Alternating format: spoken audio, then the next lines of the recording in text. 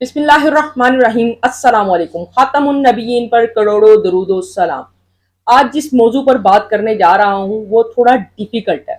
कहते हैं अपने पे तनकीद करना बड़ा मुश्किल काम होता है, और अपना अगर कोई आपके हीरो हो जिनको आप जस्ट लाइक अ हीरो देख रहे होते हैं और आप उनको फॉलो कर रहे होते हैं, आप उनकी एक एक चीज को, एक एक अदा को, एक एक चीज को नोट करते हैं और आपके बच्चे उनको फॉलो कर रहे होते हैं, आपका माशरा उनको फॉलो कर रहा होता है।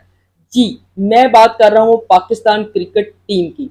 यकीन मानिए, दिल खून के आंसू रोने के अल्फाज और ये मुहावरा सुना हुआ था कि दिल खून के आंसू रो रहा है।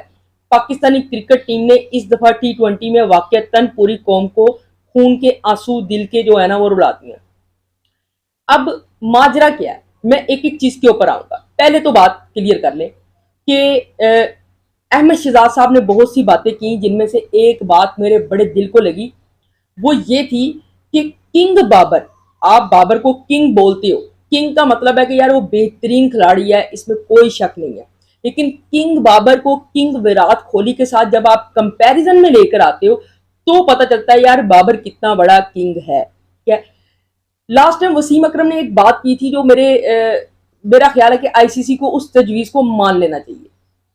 नंबर वन प्लेयर, एक एग्जाम्पल है, एक प्लेयर पूरे सीजन में, डोमेस्टिक सीजन जो है या फिर कोई भी किसी भी जगह पर, स्पेशली आईसीसी का जो सीजन होता है, वो बेशक इंटरनेशनल कोई भी मैच हो, T20 हो या फिर 50-50 हो या फिर जो सर आप ये कह रहे हैं कि टेस्ट मैच हो, तो उसके अंदर वसीम अकरम साहब ने कहा था कि आईसीसी को चाहिए कि आप रैंकिंग इस तरह ना बनाएं कि एक खिलाड़ी ने जो ना 10 मैचों में 500 स्कोर किया और एक खिलाड़ी ने 5 मैचों में 500 स्कोर किया, लेकिन वो उसको आप इस तरह कंपैरिजन करें। जस्ट लाइक एक खिलाड़ी ने 500 स्कोर किया लेकिन उसकी जो स्कोर बनाने की एवरेज थी वो बॉल डॉट बॉल बहुत ज्यादा थी, और एक खिलाड़ी ऐसा था जिसने 490 स्कोर किया लेकिन उसके जो बॉल डॉट्स थी वो उससे कहीं आधी थी, तो वो नंबर वन होना चाहिए। जो प्लेयर कम डॉट बॉल खेले और अच्छी एवरेज के साथ स्कोर बनाए उसको नंबर वन होना चाहिए। आप इस तरह का मैकेनिज्म बनाए। तो यही बात मैंने इसके ऊपर बड़ा गौर करना शुरू किया कि यार विराट कोहली ने जब जब इनिंग्स खेली है, कोई डिफिकल्ट इनिंग हुई तो डेफिनेटली उन्होंने डॉट्स खेली, लेकिन उन्होंने उसको कवर भी किया। अब एक खिलाड़ी आता है T20 में, ठीक है, वो 10 गेंदों पे 30 स्कोर बना के आउट हो जाता है, और एक खिलाड़ी ऐसा आता है जो 85 रन बनाता है लेकिन वो तकरीबन कंज्यूम भी 85 टू 90 बॉल ले जाता है। तो वो 10 गेंदों पे 30 स्कोर बनाने वाला ज्यादा अच्छा कुशन दे सकता है टीम को, जिसने 80 स्कोर बनाया। क्यों? वो 80 स्कोर पे उसने 80 गेंदे, 120 में से 80 गेंदे वो जाया कर गया। वो जो 80 स्कोर है वो कम से कम 40-35 बॉल्स पर बनना चाहिए, फिर जाके कोई भी टीम 200 का एक, जिसे कहते हैं ना, हिंसा अबूर करती है। अच्छा, ये सारा मामला तो हो गया कि वाकईतन इसको करना चाहिए।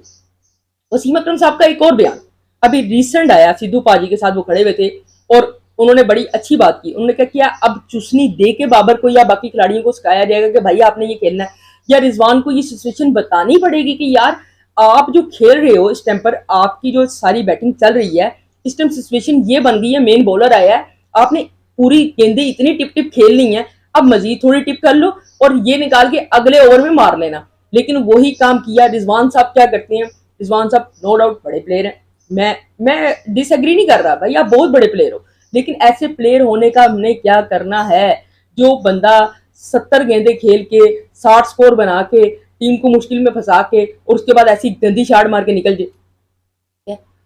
मैं बड़ी देर से बात करना चाह रहा था, जब अमेरिका से हम मैच हारे मैंने तब सोचा बात करूं। मैंने कहा नहीं यार चलो इफ, बट क्योंकि हमारा दिल जो है ना वो जवाद अहमद साहब का एक गाना है ना, तुम जीतो या हारो हमें तुमसे प्यार है, हम वाकईतन यही करते हैं। अभी कोई नया इवेंट आएगा ना हम इसको फिर भूल जाएंगे, हम फिर कहेंगे ओ किंग बाबर, शाहिन शाह अफरीदी, हारिस रऊफ।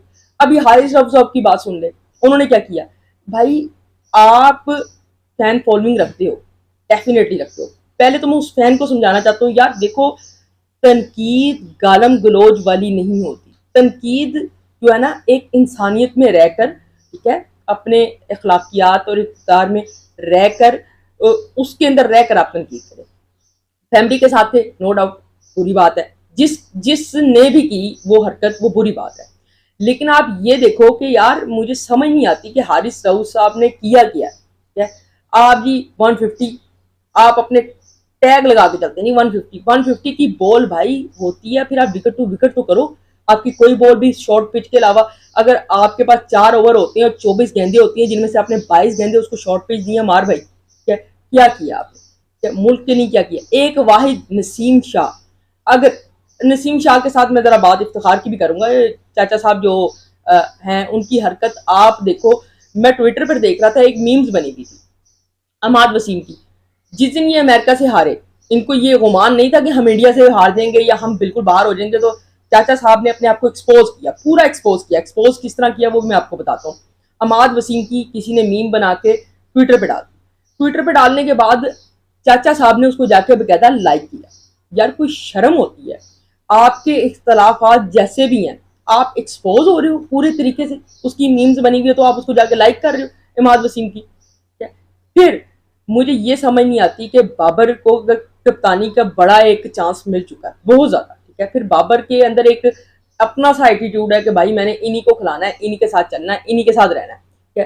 तो उन्हीं खिलाड़ियों के साथ चलना है, उन्हीं के साथ रहना है, तो फिर अब क्या कर सकते हैं। अब ये सारा मामला सिमट के सामने आ गया। रही सही कसर मोहसिन नकवी साहब ने निकाली हुई है कि सर्जरी करूंगा। मुझे नहीं पता कि वो कैंसर के कितने बड़े डॉक्टर हैं या वो कितने बड़े जो है ना क्रिकेट के सर्जन हैं, वो सर्जरी करेंगे। ये सारा जो मामला होगा या जिसके अंदर ये सारा कुछ होना है, अब ये ऊंट किस करवट बैठता है किसी को नहीं पता। अब बातें होना शुरू हो गई सरफराज को वापस लाने की या फिर शान मसूद साहब को दोबारा बनाने की। मुझे ऐसा लगता है कि ये सब कुछ सिर्फ एक रद्दो बदल होती है, जिसे कहते हैं ना कि एक वे है दिखाने का, कुछ और कर लिया और पीछे पीछे कुछ और, सब कुछ इसी तरह ही चलना है। एंड फिर किसी टाइम पर बाबर साहब को दोबारा, तो भाई बाबर को बिठाओ, बाबर नो डाउट बहुत बड़ा प्लेयर है, रिजवान को बिठाओ बहुत बड़ा प्लेयर है, ठीक है।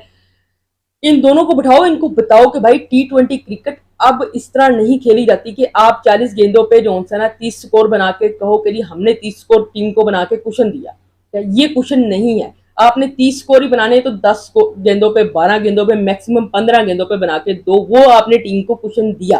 फिर आप कह सकते हो कि हाँ यार हम कुशन देख रहे हैं। T20 क्रिकेट फास्ट क्रिकेट का नाम है, मॉडर्न क्रिकेट का नाम है। अब हम सारे बिल्कुल चारों खाने एक्सपोज होकर आ गए।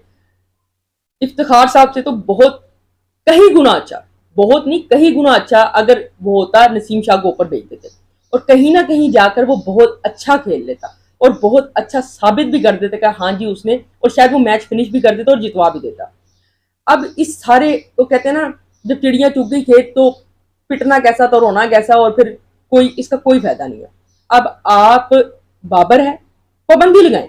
पाबंदी से मुराद ये कि वो आए वापस आके डोमेस्टिक खेले, रिजवान डोमेस्टिक खेले। डोमेस्टिक में बात फिर वो वसीम अकरम की रखे कि भाई एक बंदा 500 स्कोर बनाता है और एक बंदा 450 बनाता है। देखो 450 वाले ने कितनी गेंदों पे बनाया। अगर उसने जो है ना सिर्फ 30 डॉट गेंदें खेली हैं और ये 500 वाले ने जो है ना 70 डॉट बॉलें खेली हैं, तो इस 500 वाले को प्रेफर ना करो T20 के लिए, इस 500 वाले को वनडे के लिए प्रेफर ना करो, क्योंकि अब डॉट बॉल वनडे और T20 में तस्वुर निकलता चला जा रहा है।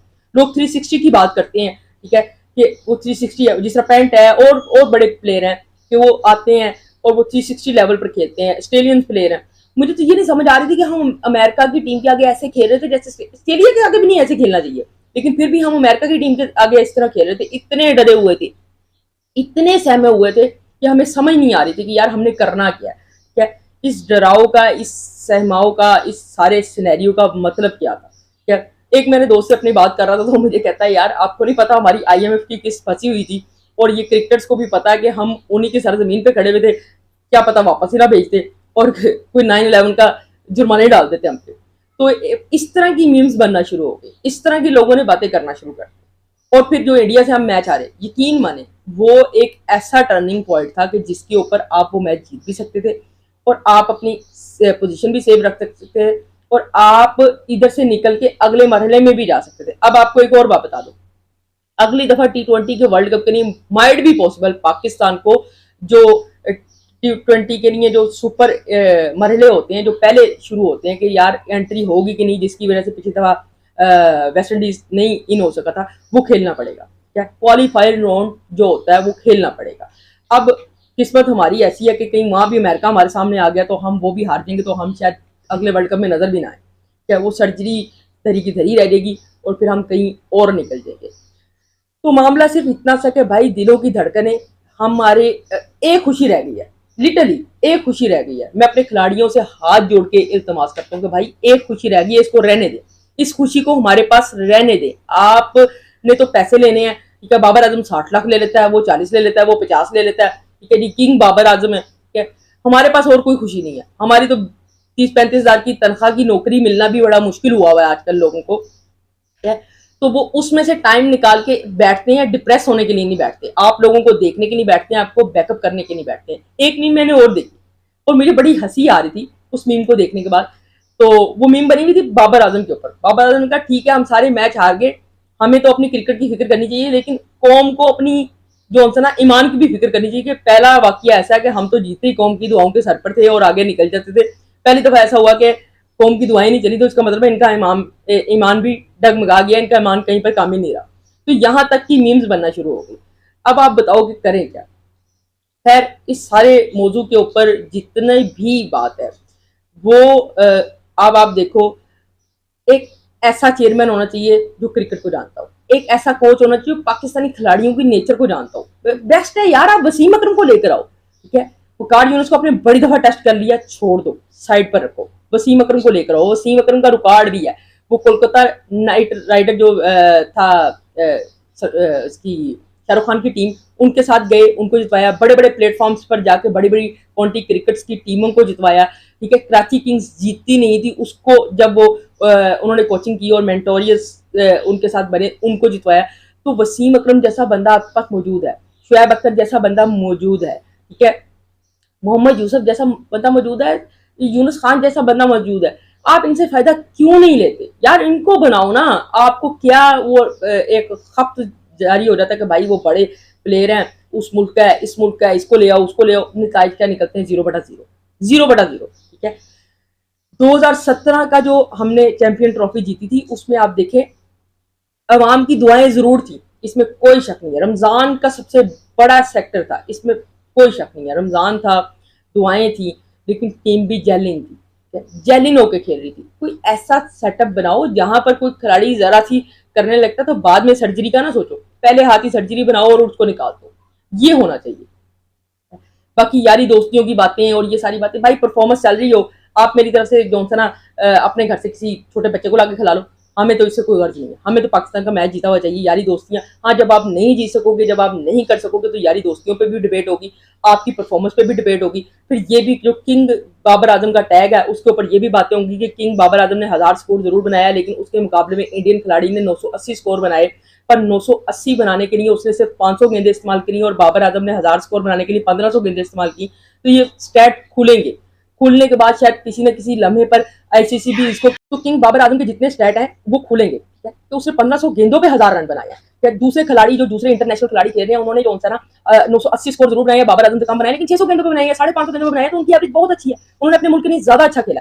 तो फिर किंग तो वो हुए ना, किंग आप ना हुए। तो इस बात को फिर बर्दाश्त करना पड़ेगा। जब आप इस तरह की परफॉर्मेंस देंगे तो फिर आपको बर्दाश्त करना पड़ेगा कि इसकी बर्दाश्त पैदा करें और कोशिश करें कि आप मुल्क के लिए खेलें, यारी दोस्तियों के लिए ना खेलें, ठीक है। और बाकी जो खिलाड़ी हैं उनको भी चाहिए कि मुल्क के लिए खेलें। आमिर साहब ने बड़ी बड़ी बातें की थी, इमाद वसीम साहब ने बड़ी बड़ी बातें की, वापस आ गए और आने के बाद जो हालात निकले वो हम सब ने देखा। बाकी अल्लाह ताला आफियत करे, आगे और भी बड़े इवेंट्स आने हैं, दिल छोटा नहीं करना। एज अ कौम, एज अ नेशन हमारे दिल धड़कते हैं क्रिकेट के साथ। जो पड़ा है मैंने आपको पहले बताया, मैंने इग्नोर किया, अमेरिका के मैच के बाद इग्नोर किया, इंडिया के मैच के बाद इग्नोर किया। इफ एंड बट्स पे चल रहे थे ना हम, मैंने कहा कुछ ना कुछ अल्लाह करे, अल्लाह करे, लेकिन वो कुछ ना कुछ करते करते हम इस नहज पर खुद आगे गिरे। कहते हैं हमें किसी दुश्मन की जरूरत नहीं है, हमारी क्रिकेट टीम को किसी दुश्मन की जरूरत नहीं है। हम खुद जो है ना, हमें 10 स्कोर भी दिया जाए तो हमारी शायद 10 अगली 10 गेंदों पे 10 खिलाड़ी आउट होकर आ जाए और बाद में कहा जाए प्रेशर बहुत था जी, प्रेशर बहुत था, वो उस पर डालेगा, वो उस पर डालेगा, और वो कोई जो चेयरमैन साहब जैसे लोग होंगे वो कहेंगे ये हम सर्जरी करेंगे, ठीक है। क्या सर्जरी करेंगे, क्या होता है, ये तो वक्त ही बताएगा। पर वीडियो अच्छी लगी तो लाइक शेयर सब्सक्राइब जरूर कीजिएगा। बेस्ट होप रखें पाकिस्तान के लिए। पाकिस्तानी अवाम का दिल धड़कता जरूर है क्रिकेट के साथ, लेकिन क्रिकेट एक खेल है, इसको खेल की तरह लिया करें। Thank you so much.